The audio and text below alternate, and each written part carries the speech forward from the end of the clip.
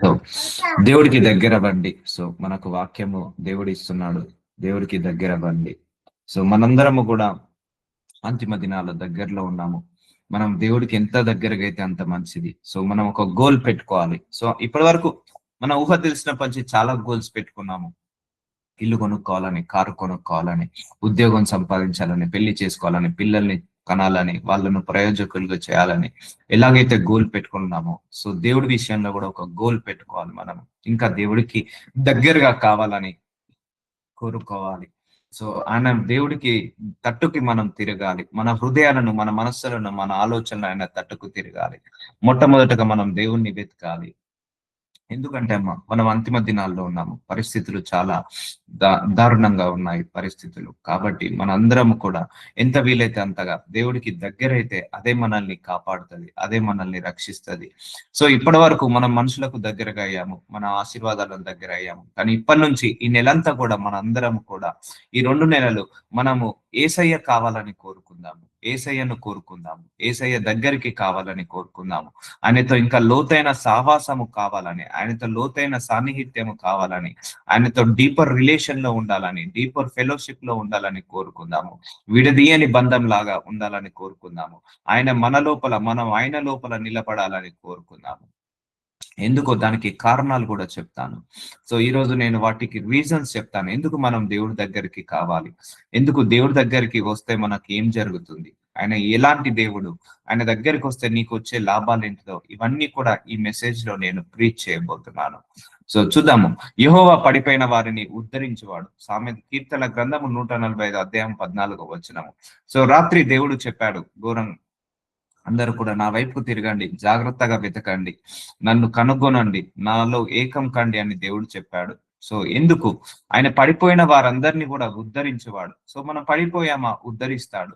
కృంగిపోయిన వారిని అందరినీ లేవనెత్తువాడు. సో మనం కృంగిపోయాము, కృషించిపోయాము, ఆయన మనల్ని కట్టుకడతాడు. నువ్వు దూరంగా, దేవుడికి దూరంగా ఉన్నంత వరకు నువ్వు దేవుడి యొక్క ఆశీర్వాదాలని చూడలేవు, దేవుడి యొక్క మిరాకిల్స్ ని చూడలేవు, దేవుడి యొక్క science and wonders and miracles ని నువ్వు చూడలేవు, దేవుడి యొక్క హీలింగ్ ని చూడలేవు, దేవుడి యొక్క డెలివరెన్స్ ని చూడలేవు. నువ్వు ఎప్పుడైతే దేవుడికి దగ్గరగా వస్తావో అప్పుడే దేవుడి యొక్క ప్రత్యక్షతను చూడగలుగుతావు, దేవుడి యొక్క మిరాకిల్స్ ని చూడగలుగుతావు, హీలింగ్స్ ని, డెలివరెన్స్ ని చూడగలుగుతావు.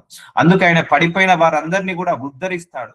సో అందుకే ఈ ప్రేయర్ మీటింగ్ ద్వారా దేవుడు మా అందరినీ కూడా ఉద్ధరిస్తున్నాడు. మనం విశ్వాసంలో పడిపోకుండా, నీతిలో పడిపోకుండా, పరిశుద్ధతలో పడిపోకుండా. ఎందుకంటే అమ్మ ప్రతిరోజు అపవాది మన పట్ల ఒక ప్రణాళిక కలిగి ఉంటాడు. మనము నీతిలో పడగొట్టాలని, పరిశుద్ధతలో పడగొట్టాలని, విశ్వాసంలో పడగొట్టాలని, మనకున్న ధనములో, ఐశ్వర్యంలో పడగొట్టాలని, మనకున్న మనశ్శాంతిలో పడగొట్టాలని అపవాది ఎప్పుడు కూడా ప్రయత్నిస్తుంటా అంటాడు. అందుకే ఆ పడిపోయిన వారిని అందరినీ కూడా ఉద్ధరించువాడు దేవుడు. సో అందుకే విశ్వాసంలో పడిపోకుండా, ప్రార్థనలో పడిపోకుండా, వాక్యం చదవడంలో, వాక్యం వినడంలో పడిపోకుండా, నీతిలో, పరిశుద్ధతలో, పవిత్రతలో పడిపోకుండా మనందరము కాపాడుకోవాలి. అలా పడిపోయినా కూడా వాళ్ళందరినీ కూడా లేపేవాడు దేవుడు. మనిషి లేపలేడండి. ఒక మనిషి పడిపోయాడు, ఒక మనిషి ఫెయిల్యూర్ లో ఉన్నాడు, ఒక మనిషి నష్టపోయాడా, ఇంకా 10 మంది రాళ్ళేసిపోతాడు, కానీ ఎవరు కూడా ఉద్ధరించారు. కానీ మన దేవుడు ఉద్ధరిస్తాడు అలాంటి వాళ్ళను. కృంగిపోయిన వారిని అందరినీ లేవనెత్తువాడు. మన మనసుకి ఎన్నో గాయాలు అవుతాయి. ఎంతో మంది మనల్ని కష్టపెడతారు, ఎంతో మంది మనల్ని నష్టపెడతారు, ఎంతో మంది మనల్ని బాధ పెడతారు, ఎంతో మంది మనల్ని అవమానపరుస్తారు, కృంగిపోయేలాగా, కృషించిపోయేలాగా చేస్తారు. అలాంటి వాళ్ళను కూడా దేవుడు పైకి లేవనెత్తుతాడు. అర్థమవుతుందని ఇప్పుడు నువ్వు ఎందుకు దగ్గరికి రావాలి. రేపటి రోజులు ఎలా ఉంటాయో తెలియదు. రేపటి రోజులో ఏ మనిషి నుంచి సహాయం రాకపోవచ్చు. రేపటి రోజులలో మనకు దేవుడి నుంచి మాత్రమే సహాయం వస్తుంది. అందుకే మనం ఇప్పటి నుంచే దేవుడితో సహవాసం చేయడం మొదలు పెడదాము. అందరు అనుకోవచ్చు, నేను ప్రతిరోజు గంట ప్రార్థించుకుంటున్నా, ప్రతిరోజు వాక్యం వింటున్నా, ప్రతిరోజు 1 అవర్ ఈ ప్రేయర్ మీటింగ్ లో అటెండ్ అవుతున్నాను. సరిపోవట్లేదు. ఇంకా అంతిమ దినాలలో అక్రమం ఎక్కువగా విస్తరిస్తుంది. కాబట్టి ఈ అక్రమానికి తగ్గట్టుగా మనము కూడా ఎక్కువగా మారాలి. ఎక్కువగా మనం ఇంకా బలవంతులుగా మారాలి, శక్తివంతులుగా మారాలి. మనందరం కూడా ఇంకా స్పిరిచువల్ గా స్ట్రాంగ్ కావాలి. ఆత్మీయంగా ఇంకా ఎదగాలని కోరుకోండి, ఆశ కలిగి ఉండండి. ఎందుకంటే ఈ సంవత్సరంలో 10 నెలలు వృధా అయిపోయాయి. ఇంకా మిగిలినది 2 నెలలు మాత్రమే. ఈ 2 నెలలు కూడా మనము వృధా చేయకుండా మనందరము కూడా ఇంకా ఆత్మీయ సహవాసంలో ఎదగాలని కోరుకుందాము.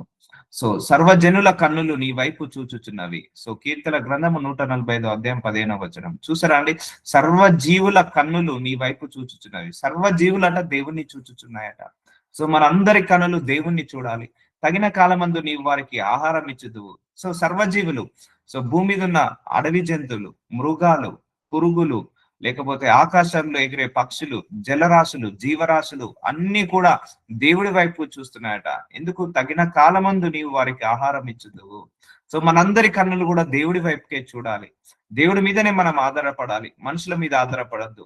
మనం కూడా మన మీద కూడా ఎవరు మన మీద కూడా ఆధారపడేలాగా చేసుకోవద్దు. మనందరం కూడా దేవుడి మీద ఆధారపడేలాగా చేసుకోవాలి.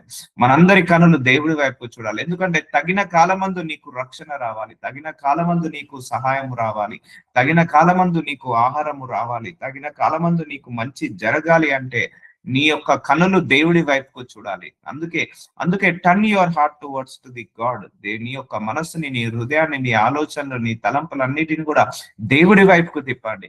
పరిశుద్ధాత్మ శక్తితో నింపుకోండి, పరిశుద్ధాత్మ అగ్నితో నిండుకోండి, పరిశుద్ధాత్మ వరాలతో, ఫలాలతో నిండుకోమని దేవుడు చెప్తున్నాడు.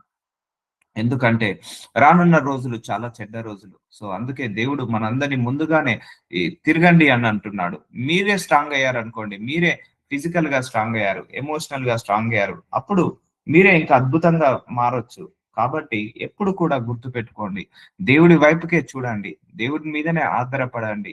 సో దేవుణ్ణే మీరు ఆరాధించండి, కొలవండి, ఇంకా ఎక్కువగా మీ హృదయాలను ఆయన వైపుకు తిరగండి.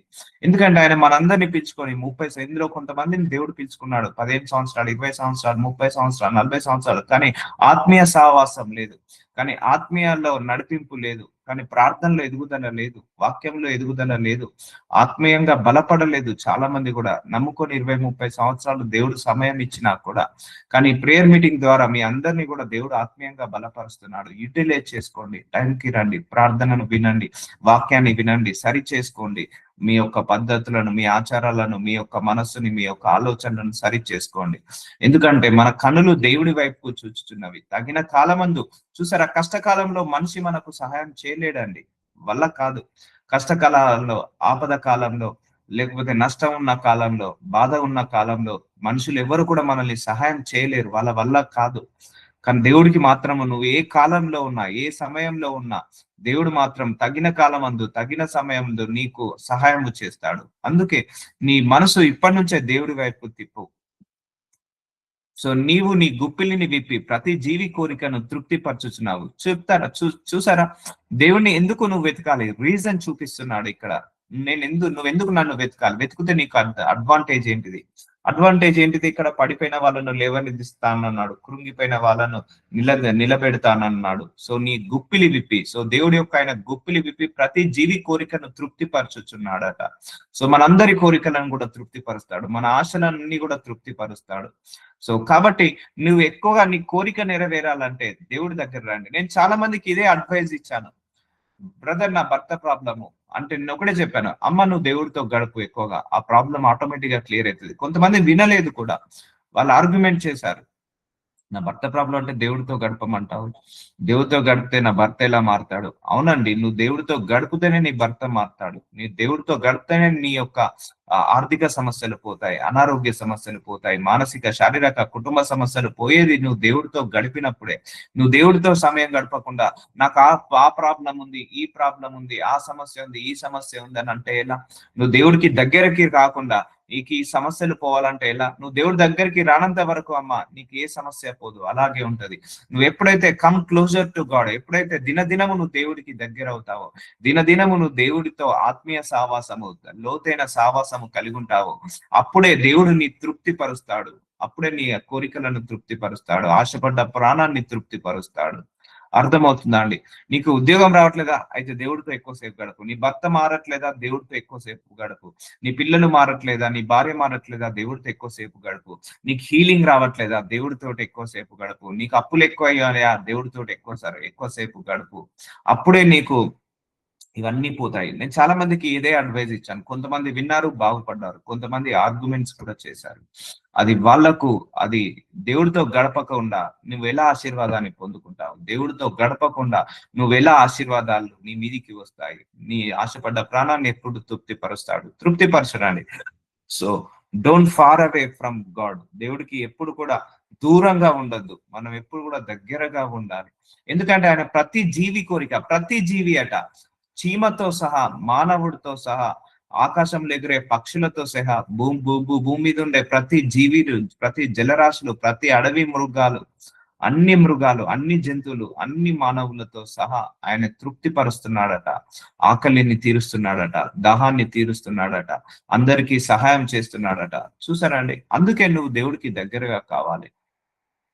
ఒక సందర్భంలో యేసయ్య అంటాడు, ఆకాశ పక్షుల్నే పెంచి పోషిస్తున్నాడు నీ దేవుడు, నీ తండ్రి, నిన్ను పోషించలేడా? మీరు అంతకంటే శ్రేష్ఠులు కారా అన్నాడు.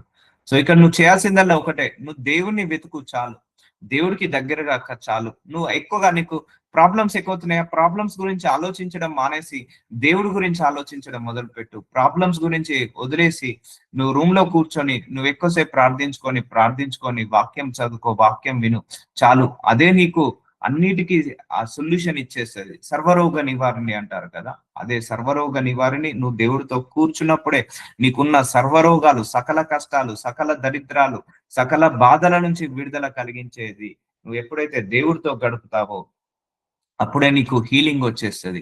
నువ్వు ఎప్పుడైతే దేవుడితో గడుపుతావో అప్పుడే నీకు ఉద్యోగం వస్తుంది, అప్పుడే నీకు వివాహం జరుగుతుంది, అప్పుడే నీకు గర్భఫలం వస్తుంది.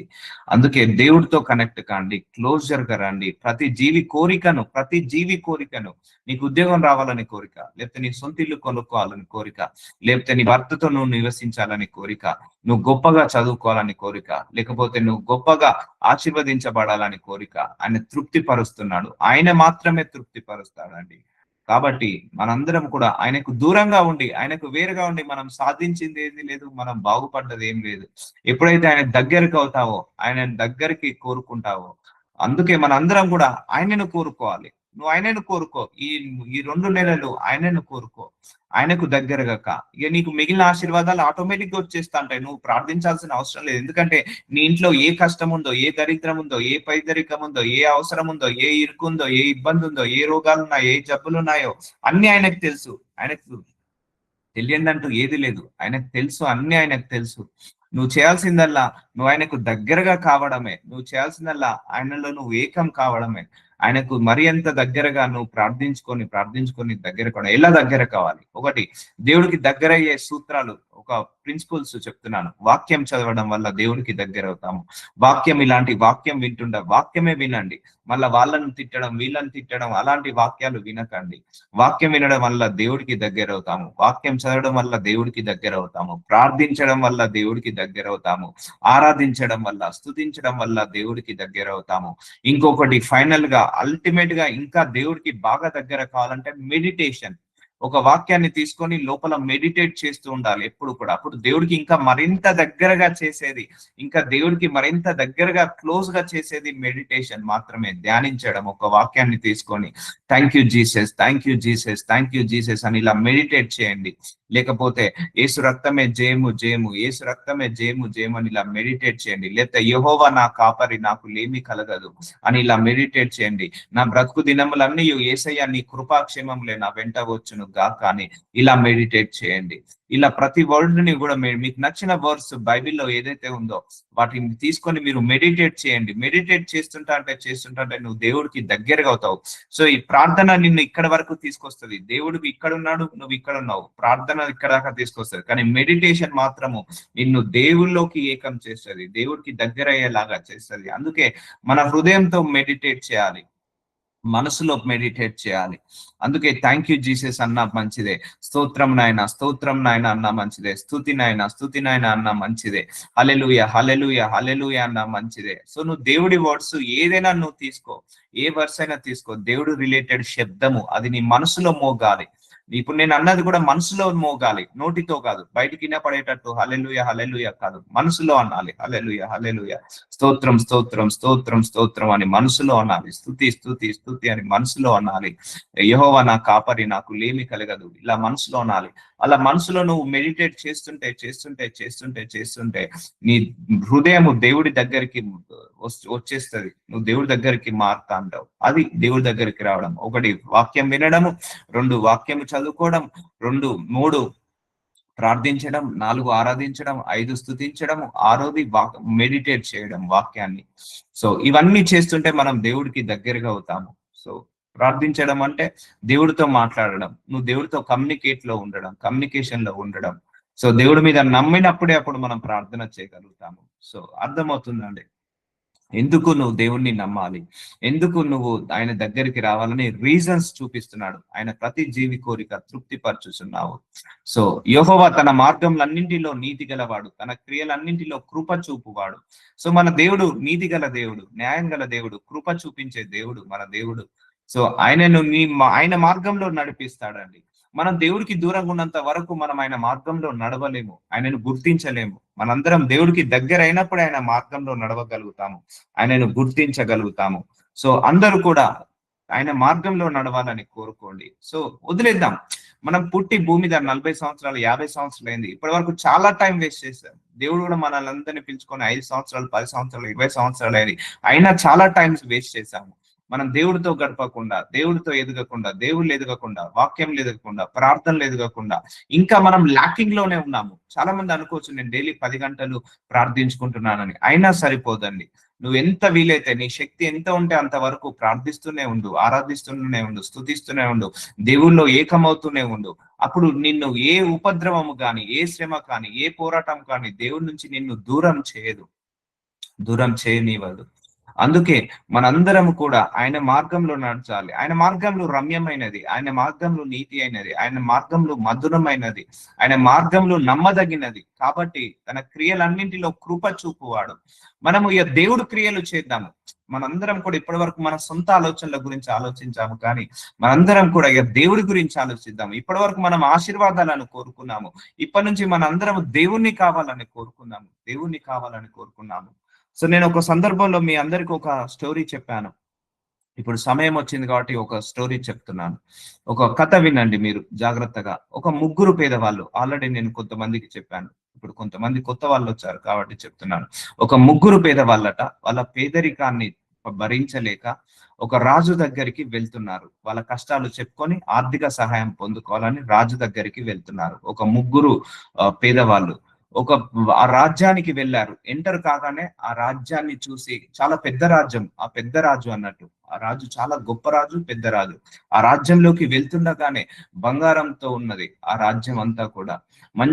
ఆ రాజ్యం అంతా కూడా పెద్ద పెద్ద కట్టడాలతో, పెద్ద పెద్ద శాసనాలతో, పెద్ద పెద్ద సింహాసనాలతో, పెద్ద పెద్ద భటులతో మంచి గొప్పగా ఉంది. ఆ రాజ్యం అంతా కూడా గొప్పగా ఉంది. అయితే రాజు దగ్గరికి వెళ్ళి ఆ ముగ్గురు పెద్దవాళ్ళు నిలబడ్డారు. అప్పుడు రాజు అడుగుతున్నాడు, మీరు ఎందుకు వచ్చారు అంటే, అయ్యా మాకు కష్టాలున్నాయి, మా కష్టాలను తీర్చేది రాజు నీవేమని నమ్మాము, విశ్వసించాము. సో మీ దగ్గరికి రమ్మని కొంతమంది సలహా ఇస్తే వచ్చాము అంటే. అప్పుడు మీకేం కావాలో కోరుకోమని ఆ రాజు అంటాడు. అందులో మొదటి పేదవాడు అంటాడు, అయ్యా మాకు పొలం ఉండే, ఈ సంవత్సరం అంతా పంటలు లేక మేము పేదరికంలోకి వచ్చాము. కాబట్టి నాకొక ఆ రాజ్యాన్ని చూసి వాళ్ళు 1,00,000 రూపాయలు సహాయం అందుకుందామని పోతే, ఆ రాజు గొప్పోడేమో ఉన్నాడేమో, ఈ రాజు చాలా గొప్పగా ఉన్నాడు, ఈ రాజ్యము చాలా గొప్పగా ఉంది, అడిగేదేదో గట్టిగా అడుగుదామని డిసైడ్ అయిపోయారు ఆ ముగ్గురు పేదవాళ్ళు. సో 1,00,000 ఇవ్వండి అనే బదులు ఒక 10 లక్షలు ఇవ్వండి అని అడిగాడట. సరే నీకు 10 లక్షలు కావాలా, 10 లక్షలు ఇస్తే నీ కష్టాలు తీరుతాయా? అవును కష్టాలు తీరిపోతాయి అని అన్నాడు. అయితే 10 లక్షల రూపాయలను ఇచ్చేశాడు ఆ మొదటి పేదవాడికి. రెండో పేదవాడు, అయ్యా నీకేం కావాలి కోరుకోమని రాజు అంటాడు రెండో పేదవాడు అంటాడు, అయ్యా ప్రభువా నాకు ఒక 100 తులాల బంగారం కావాలి అని అంటాడు. సో నీకు బంగారం కావాలా, బంగారం ఇస్తే నీకు నెరవేరుతుందా అని అంటాడు. అవును నాకు నెరవేరుతుంది రాజా, నాకు ఒక 100 తులాల బంగారం ఇవ్వమంటాడు. అయితే ఆ రెండో పేదవాడు 100 తులాల బంగారం ఇచ్చేస్తాడు రెండో పేదవాడికి రాజు. అప్పుడు మూడో పేదవాడు అడుగుతాడు, నీకేం కావాలి అని అడుగుతాడు.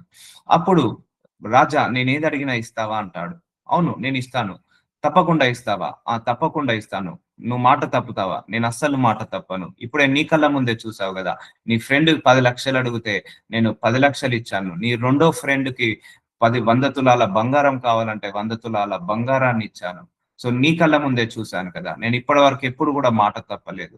సో నువ్వేది అడుగు ఇస్తాను అంటాడు. సో ఆ పేదవాడు అంటాడు, నువ్వు ఏది అడిగినా అవి ఇస్తావా ప్రభువా, మాట తప్పవు కదా. ఎస్, నేను మాట తప్పను, నేను ఏది అడిగినా ఇస్తాను, నేను రాజుని, మాట తప్పే రాజును కాదు అంటాడు. అప్పుడు ఆ మూడో పేదవాడు తెలివిగా ఏమడుగుతా అంటే, రాజా నాకు నువ్వే కావాలి అని అడుగుతాడు. అర్థమవుతుందా అండి? రాజా నువ్వే నాకు కావాలి. ఏంటి, నేను నీకు కావాలా? అవును ప్రభువా, నువ్వే నాకు కావాలి. నాకు నీ బంగారం వద్దు, నీ ధనమొద్దు, నీ ఐశ్వర్యం వద్దు. నువ్వు నాకు కావాలి, నువ్వు నాతో రావాలి అని అడుగుతాడు. సో రాజు కదా మాట ఇచ్చాడు. మళ్ళీ అందరి ముందు, మంత్రుల ముందు, జనాల ముందు, అందరి ముందు మాట ఇచ్చాడు. సో నువ్వు నన్ను కావాలని కోరుకుంటున్నావా? అయితే నేను నీతో వస్తాను. ఎందుకంటే మాట ఇచ్చాడు, తప్పొద్దు, మాట తప్పొద్దు. సో రా అని తీసుకెళ్తాడు. ఇప్పుడు ఆ మూడో పేదవాడు తెలివిగా కావాలని కోరుకున్నాడు. సో అయితే రాజు ఏమంటాడు, నేను నీతో వస్తాను, సో నీతో నివసిస్తాను అంటాడు. సో ఇప్పుడు రాజు వచ్చాడు. ఆ ఇంటికి వచ్చే ముందు ఆ ఇల్లు ఎలా మారుతుందండి? ఆ పేదవాడిగా ఉన్న ఇల్లు ఎలా మారుతుంది? సో అలాంటి పేదరికంలో ఉన్న ఇంటిలో ఆ రాజు ఉండగలుగుతాడా? ఉండలేడు. అయితే రాజు వెళ్లే లోపే అతని ఇల్లు బంగారపు ఇల్లు లాగా మారింది. అతని ఇల్లంతా కూడా ధన ధాన్యాలతో నింపబడింది, అష్టైశ్వర్యాలతో నింపబడింది. రాజు వెళ్ళడానికంటే ముందే ఆ ఇల్లంతా కూడా, కరెంటు లేదు, ఆ ఏరియా అంతా కరెంట్ వచ్చేసింది. ఆ ఏరియా అంతా కూడా సెక్యూరిటీ వెళ్ళారు, ముందుగానే సైనికులు వెళ్ళారు.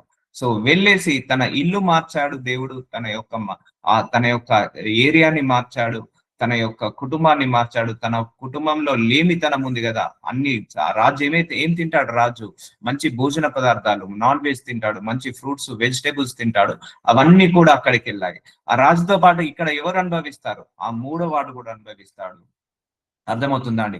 మొదటి వాడు 10 లక్షలు అడిగాడు. మేబీ ఆ 10 లక్షలు 10 సంవత్సరాలలో క్లోజ్ అయ్యవచ్చు, లేకపోతే 1 ఇయర్ 2 ఇయర్స్ లోపల ఖర్చు అయిపోవచ్చు.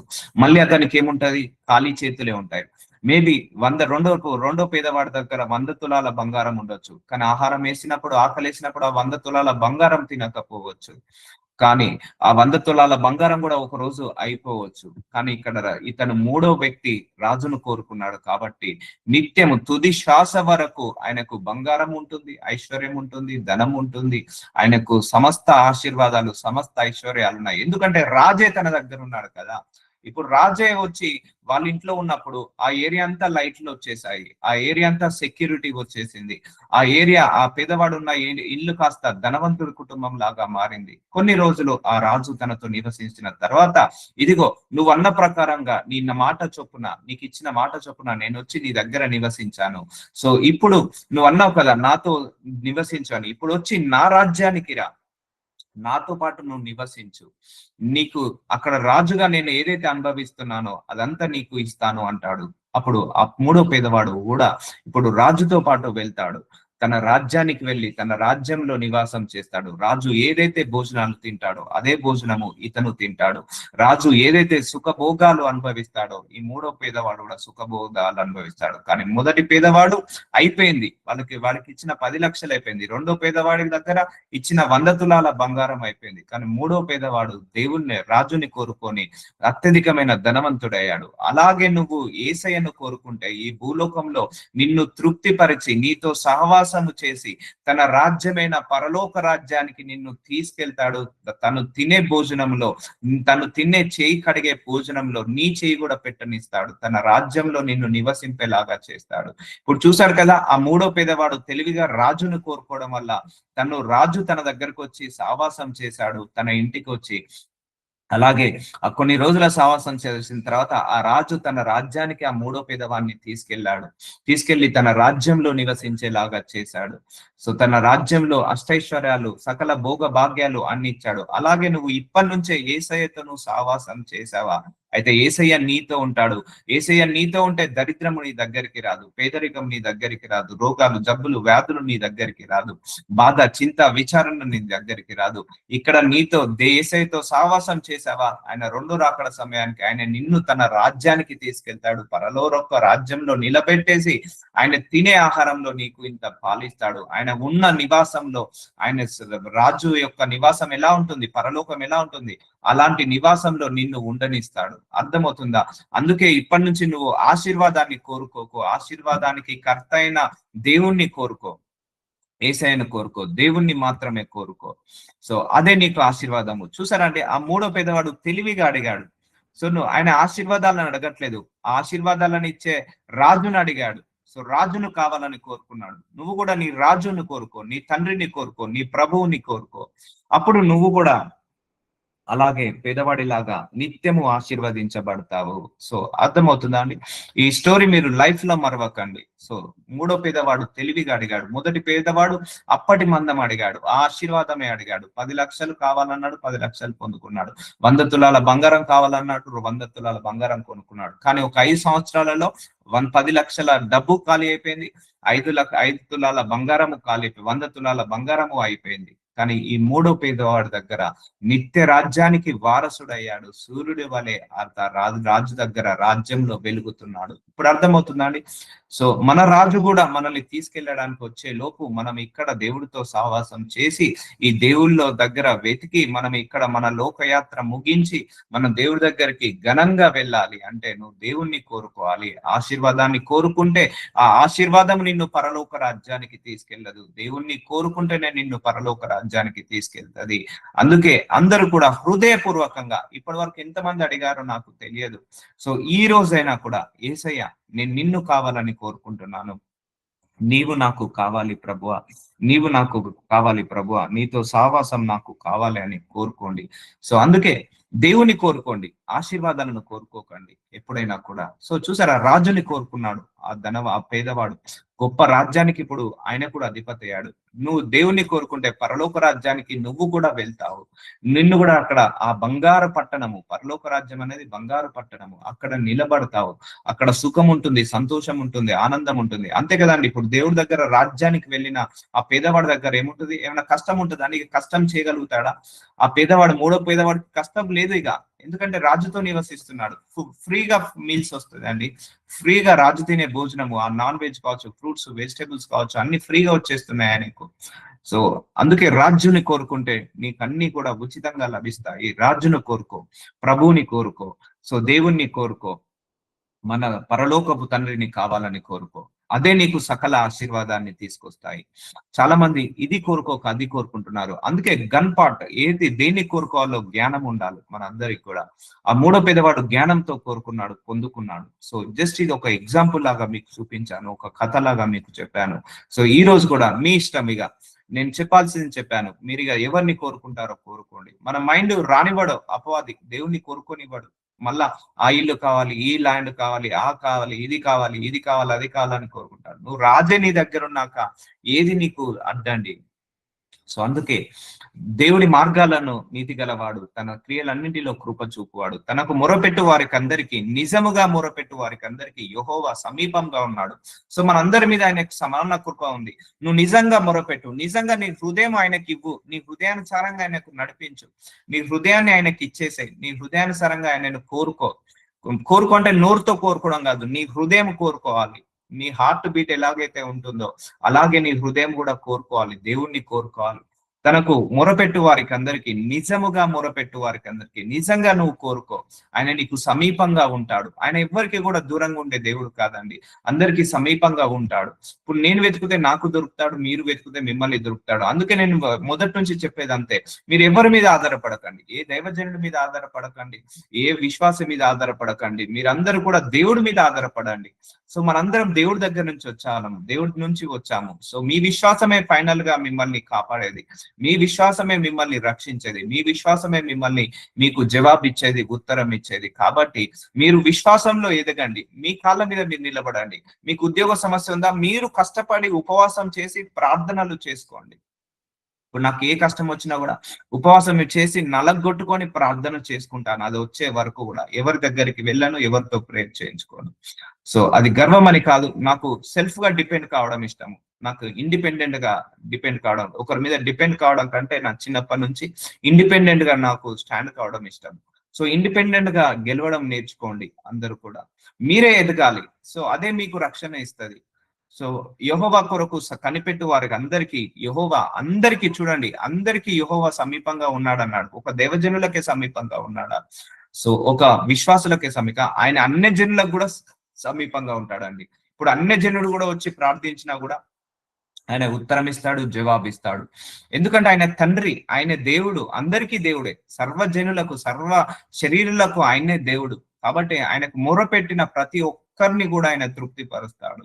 ఆయన సమీపంగా ఉన్నాడు. యెహోవా మొరపెట్టు వారికి అందరికి నిజంగా అందుకే నిజంగా వెతకండి దేవుణ్ణి, నిజంగా మొరపెట్టండి, నిజంగా ఆరాధించండి, నిజంగా స్తుతించండి. ఒకటే గుర్తుపెట్టుకోండి, దేవుడి కోసం మనం ఏ చేసినా మనస్ఫూర్తిగా చేయాలి. గుర్తుపెట్టుకోండి, దేవుడి కోసం ఏ చేసినా మనస్ఫూర్తిగా చేయాలి. నువ్వు ఆరాధిస్తున్నావా, మనస్ఫూర్తిగా ఆరాధించు. దేవుణ్ణి ప్రేమిస్తున్నావా, మనస్ఫూర్తిగా ప్రేమించు. నువ్వు ప్రార్థిస్తున్నావా, మనస్ఫూర్తిగా ప్రార్థించు. స్తుతిస్తున్నావా, మనస్ఫూర్తిగా స్తుతించు. వాక్యం వినడానికి వస్తున్నావా, ఏదో కష్టంగా రాకు, మనస్ఫూర్తిగా వాక్యం వినడానికి రా. సో దేవుడి కోసం ఏ చేసినా మనస్ఫూర్తిగా చేయాలి. మనస్ఫూర్తిగా చేసిందే మన దేవుడికి అందుతుంది. నువ్వు ఆఫరింగ్ ఇస్తున్నావా, మనస్ఫూర్తిగా ఇవ్వు. తిట్టుకుంటా, గులుక్కుంటా, సనుక్కుంటా ఇవ్వకు. అర్థమవుతుందా?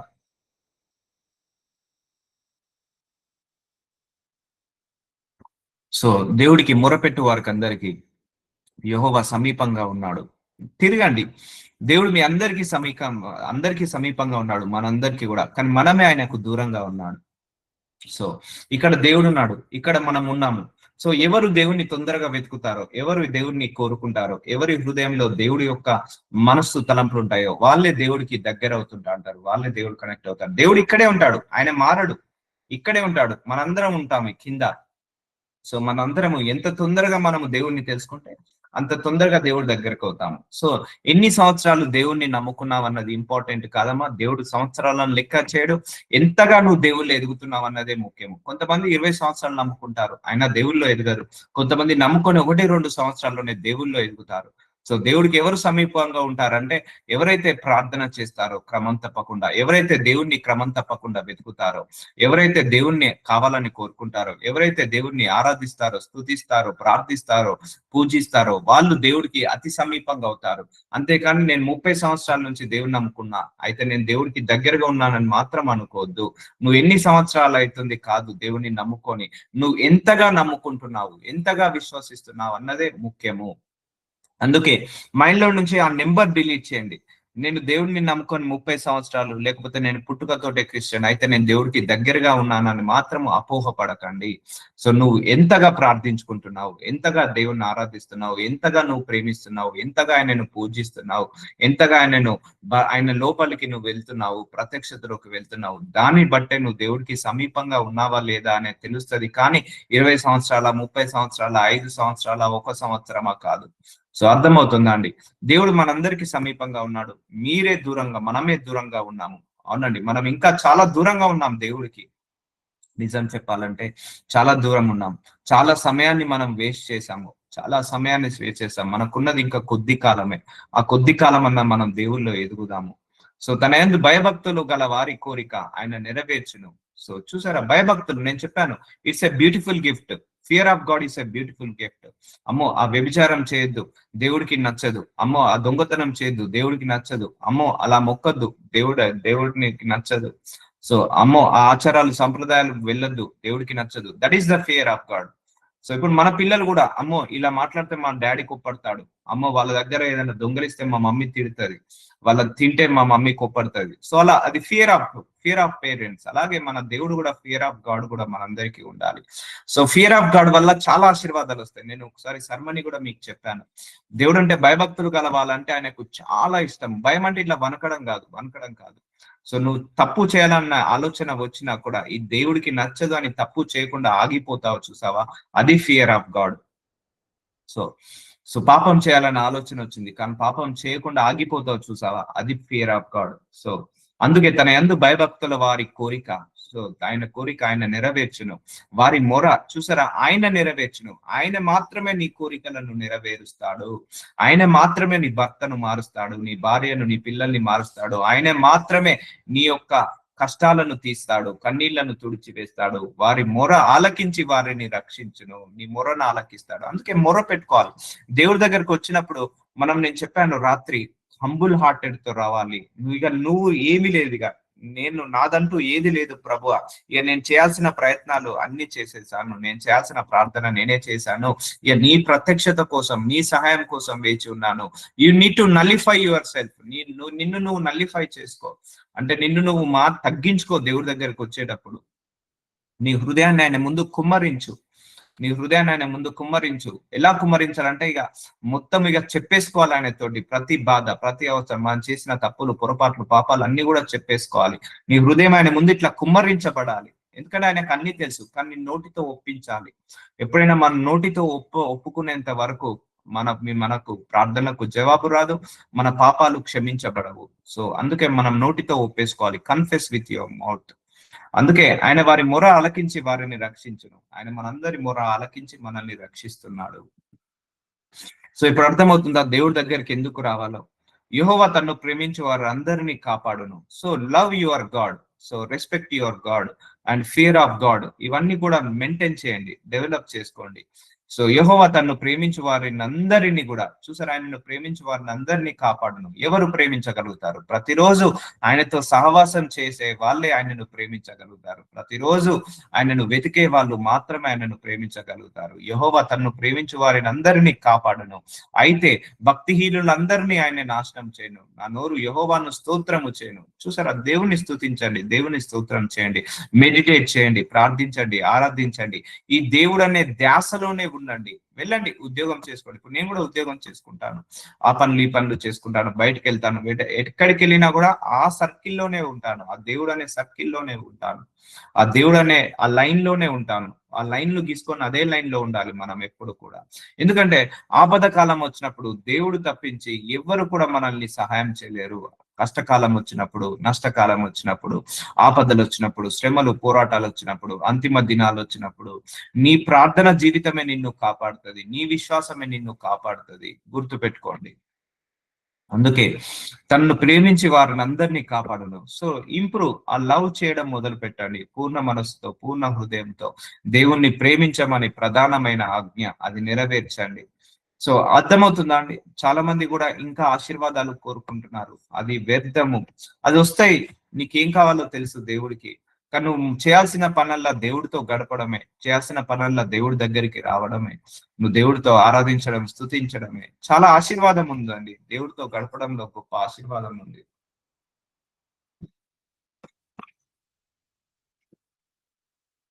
శరీరులందరూ ఆయన పరిశుద్ధ నామమును నిత్యమును సన్నుతించుదురు గాక. మనందరం శరీరదారులమై ఉన్నాము. పరిశుద్ధ నామమును నిత్యమును సన్నుతించుదురు గాక. మనందరము కూడా నిత్యము దేవుణ్ణి స్తుతించుంటుగాక. సో ఇందుకు నువ్వు దేవుడి దగ్గరికి రావాలి, ఇందుకు నువ్వు దేవుణ్ణి ఏకము కావాలి. సో అర్థమవుతుందా? ఆ ఆశీర్వాదము అనే అడ్డుగోడను తీసివేసేసి, పాపం అనే అడ్డుగోడను తీసేసి దేవుడితో కనెక్ట్ అయి ఉండండి. చాలు, మీకు ఇంకా ఏం అవసరం లేదు. ఇప్పుడు మన పిల్లలు మనతో కనెక్ట్ అయి ఉంటారు, వాళ్ళకి కావాల్సిన స్కూల్ ఫీజులు మనం టైంకి కడతాము, వాళ్ళకి కావాల్సిన 3 పూటల భోజనము ప్రతిరోజు ఇస్తున్నాము, వాళ్ళకి కావాల్సిన బట్టలు మనకి ఇస్తున్నాము, వాళ్ళు మనతోటి ఉన్నారు, వాళ్ళ అవసరాలు ఏంటిదో తెలుసుకొని మనం ఇస్తున్నాము, వాళ్ళకి ఏది అవసరమో తెలుసుకొని వాళ్ళు అడగక ముందుకే మనం ఇస్తున్నాము. అంతే కదండి. మన పిల్లలు మనల్ని స్కూల్ ఫీజు అడిగిన తర్వాత కడుతున్నామా, అడగక ముందే కడుతున్నామా? అడగక ముందే కడుతున్నాము. వాళ్ళు వాళ్ళు ఈ స్కూల్లో వేయమని అడుగుతున్నారా? మనమే మంచి స్కూల్ ఏంటిదో తెలుసుకొని మరి మంచి స్కూల్లో వేస్తున్నామా?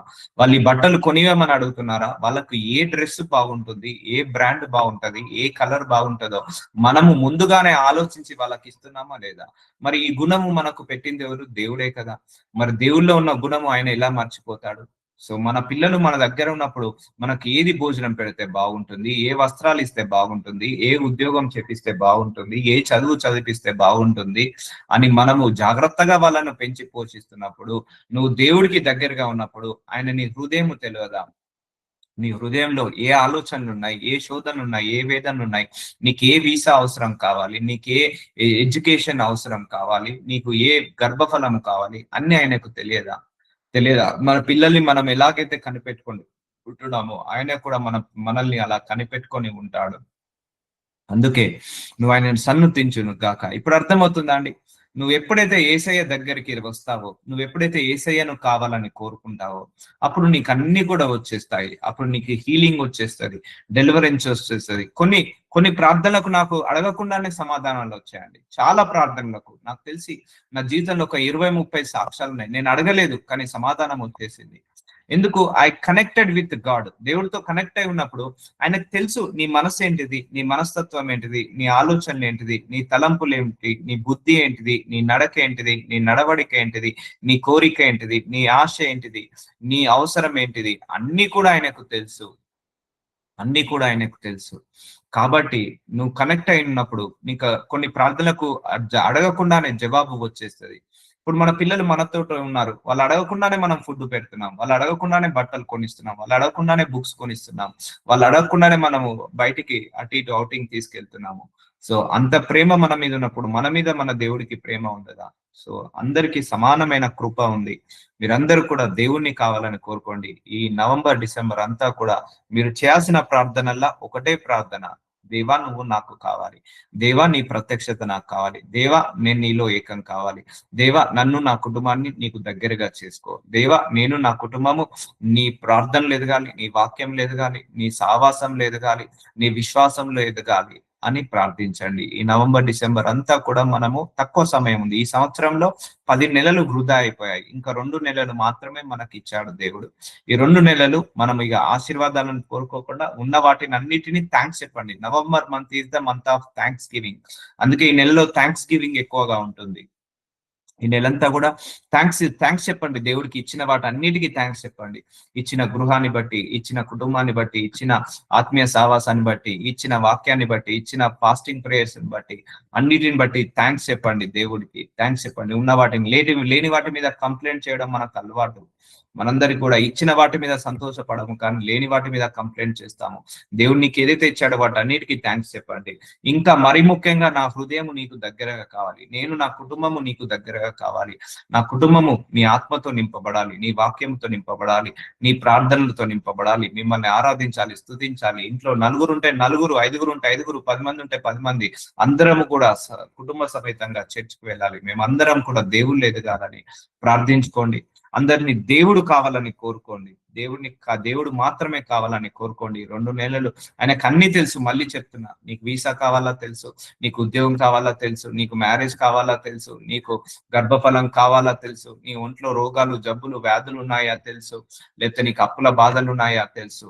సో నువ్వు వాటిని కోరుకోకు, దేవుణ్ణి కోరుకో. ఈ 2 నెలలు మనస్ఫూర్తిగా కోరుకోండి. హృదయపూర్వకంగా ఆయనను మాత్రమే కోరుకోండి. ఆయననే కోరుకోండి. పూర్ణ హృదయంతో, పూర్ణ మనస్సుతో ఆయనను ప్రేమించండి. పూర్ణ మనస్సుతో, పూర్ణ హృదయంతో ఆయనను ఆరాధించండి, ఆయన స్తుతించండి, ఆయన దగ్గరగా కావాలని కోరుకోండి. అప్పుడు మీరే చెప్పండి నాకు వచ్చే సాక్ష్యాలు. అప్పుడు మీరు గొప్ప గొప్ప సాక్ష్యాలు పొందుకుంటారు. So God bless you. So నాజరుడైన యేసయ్య, ఇదిగో తండ్రి, ఈ వాక్యము ద్వారా మమ్మల్ని అందరినీ కూడా దర్శించి ఈరోజు ఈ ఉదయకాల సమయమున మమ్మల్ని అందరినీ కూడా మీ మాట ద్వారా దర్శించావు. ఈ నెలలో మొదటి వారము, మొదటి రోజు ఆయన, ఈ మొదటి రోజు మీ వాక్యం ద్వారా దర్శించి మమ్మల్ని ఆశలు పడ్డ ప్రాణాన్ని తృప్తిపరిచావు తండ్రి. Thank you so much. ఇప్పటి వరకు మేము ఆశీర్వాదాలను కోరుకున్నామయ్యా. ఈ రోజు నుంచి మిమ్మల్ని కావాలని కోరుకునే శక్తిని మా అందరికీ దయచేయమని నాజరుడైన యేసు నామములో ప్రార్థిస్తున్నాను తండ్రి.